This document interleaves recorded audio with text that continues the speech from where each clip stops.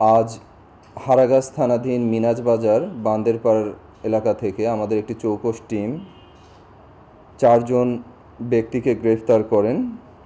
তাদের নিকট থেকে মোট 107 বোতল ফেন্সিডিল, যেখানে 107 বোতল স্কাফ সিরাপ, যেটিও কোডিন ফসফেট আছে, ফেন্সিডিল 10 বোতল, যার মধ্যে 8 বোতল পূর্ণাঙ্গ এবং হাফ 2 বোতল এবং 6টি খালি বোতল পাওয়া যায়।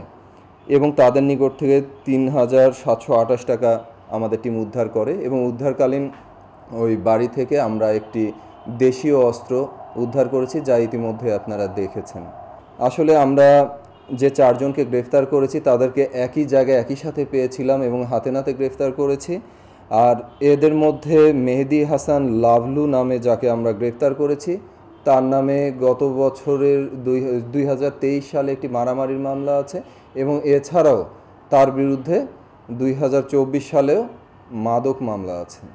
আমাদের জানা মতো আমরা একজনকে পেয়েছিলাম, আমাদের মনে হচ্ছিল যে সে কিশোর। পরবর্তীতে তাকে আমরা জিজ্ঞাসাবাদ করি, তার বয়স 18 বছরের অধিক বলে জানা যায় এবং তার জন্ম সনদও আমরা পর্যালোচনা করেছি, সেখানে তার বয়স 18 বছরের বেশি।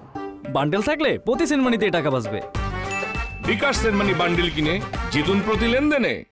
শুরু হয়েছে Standard Charter Channel i Agro অ্যাওয়ার্ডের 10ম আয়োজনের মনোনয়ন গ্রহণ।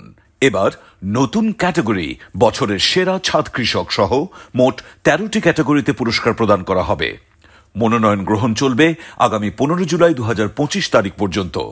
বিস্তারিত জানতে ভিজিট করুন www.agroaward.com এবং ফোন করুন 018737000556 এই নম্বরে।